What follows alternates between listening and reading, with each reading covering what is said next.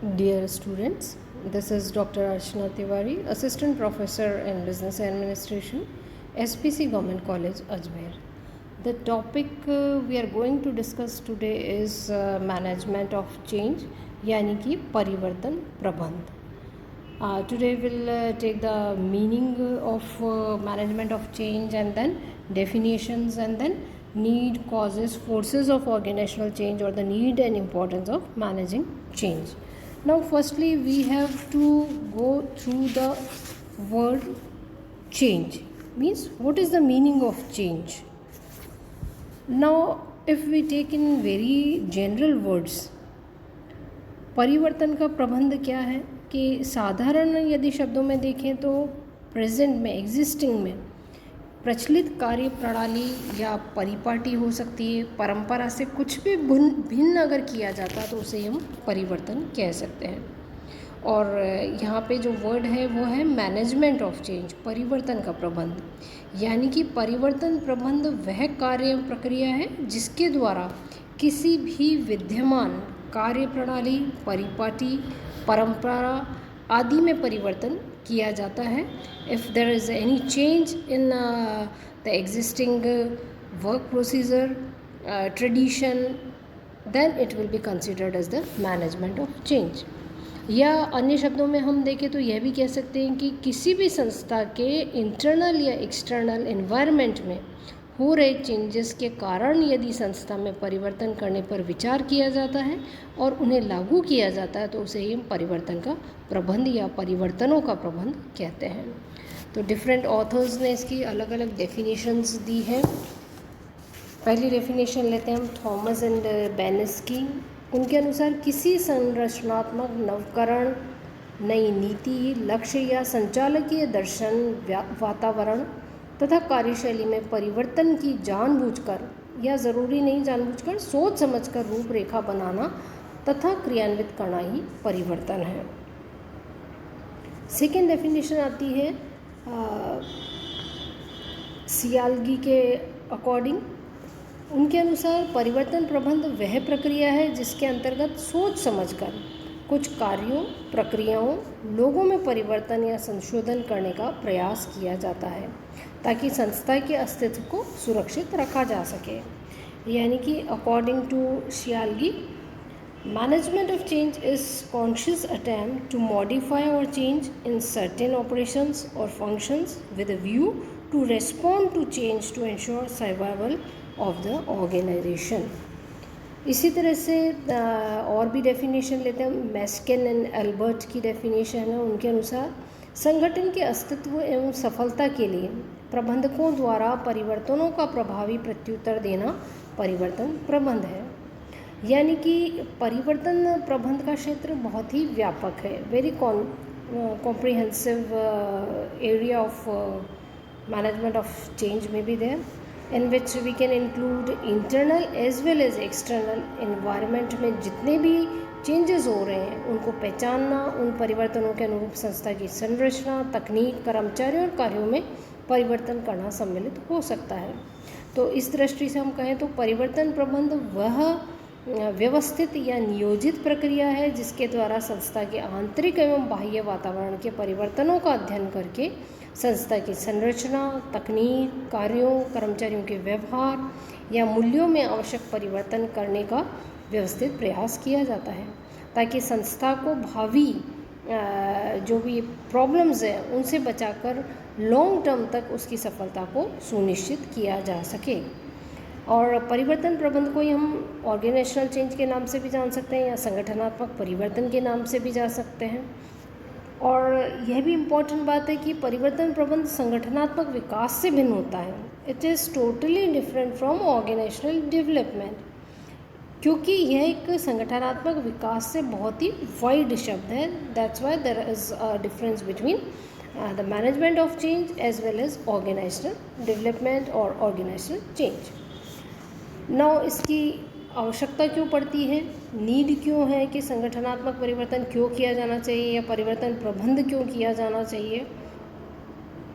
तो इसको देखने के लिए हम इसको बेसिकली 4 पार्ट्स में डिवाइड कर सकते हैं. पहला आता है वातावरण संबंधी कारण हो सकते हैं, सेकंड है टेक्निकल रीजंस हो सकते हैं या पावर्स हो सकती हैं, तकनीकी कारण, तीसरा हो सकता है आंतरिक शक्तियाँ या कारण हो सकते हैं, और फोर्थ हो सकता है और भी कोई अगर रीजंस हैं उसकी वजह से हम इसकी नीड एंड इम्पोर्टेंस देख सकते हैं। तो कुछ और इम्पॉर्टेंट शब्दों को हम पहले पढ़ते हैं, उसके बाद में ये पॉइंट हम देखते हैं। पहला आता है संगठनात्मक परिवर्तन, यानी कि किसी भी संगठनात्मक संरचना और व्यवस्था में किया जाने वाला नियोजित परिवर्तन जिससे उस संगठन की कार्यकुशलता या प्रभावशीलता में अभिवृद्धि का योगदान मिलता है, तो उसे हम संगठनात्मक परिवर्तन कहते हैं। अब इसके जो नीड इम्पोर्टेंस में पहला पॉइंट मैंने अभी आपको बताया कि एक्सटर्नल एनवायरनमेंट या फैक्टर्स या फोर्सेस हो सकते हैं जो कि इसकी इम्पोर्टेंस को शो करते हैं। कोई भी संस्था अकेले में या वैक्यूम में काम नहीं करती है, बल्कि उसका एक अपना इंटरनल और एक्सटर्नल एनवायरनमेंट होता है। क्योंकि संस्था वातावरण की खुली प्रणाली है और उसका बाह्य वातावरण उसे सर्वाधिक रूप से प्रभावित करता है। तो बाह्य वातावरण के कुछ तत्व हो सकते हैं जो कि व्यावसायिक संस्था को सर्वाधिक रूप से प्रभावित करते हैं। तो इसमें सबसे पहला पॉइंट आता है जनसंख्या या डेमोग्राफी। जनसंख्या एक ऐसा तत्व है जिससे कि व्यावसायिक संस्था सर्वाधिक रूप से प्रभावित होती है। जनसंख्या ही कंज्यूमर या एम्प्लॉय के रूप में प्रत्येक संस्था को प्रभावित करती है, और जो पॉपुलेशन होती है उसके नेचर, इनकम, एज या उसका रीजनल डिस्ट्रीब्यूशन कैसा है, क्षेत्रीय वितरण और जनसंख्या वृद्धि की दर आदि में परिवर्तन से व्यावसायिक संस्था की नीतियों, कार्यकलापों आदि में भी परिवर्तन करना पड़ता है। फॉर एग्ज़ाम्पल लाइक कंज्यूमर्स के जो टेस्ट है, प्रेफरेंस है, उनकी आदत क्या है, उनकी एज में परिवर्तन हो रहा है, तो व्यावसायिक संस्था प्रत्यक्ष रूप से उससे प्रभावित हो सकती है। सेकंड आता है इसमें इकोनॉमिक कंडीशन। बाह्य वातावरण की आर्थिक परिस्थितियां भी व्यावसायिक संस्थाओं में परिवर्तन करने को मोटिवेट करती हैं। जो इन्वेस्टर्स होते हैं उनका विश्वास, लोगों की बचत करने की क्षमता, inflation, deflation, the rate of interest, मूल्य दर की वृद्धि की दर क्या है, उपभोक्ता की ऋण सुविधाएं क्या है, इन सब की उपलब्धि आदि संस्था के बाह्य वातावरण की आर्थिक परिस्थितियां हो सकती हैं। ये सभी परिस्थितियां कई बार संस्था को अपनी नीतियों, कार्यप्रणालियों, उत्पादन कार्यक्रमों आदि में भी परिवर्तन करने को बाध्य कर देती हैं। थर्ड आता है सोशल एंड कल्चरल कंडीशन। सामाजिक एवं सांस्कृतिक परिस्थितियां हो सकती हैं। देश की सामाजिक और सांस्कृतिक परिस्थितियों के समायोजन करने में भी प्रबंधकों को संस्था में कई बार चेंजेस करने ही पड़ते हैं।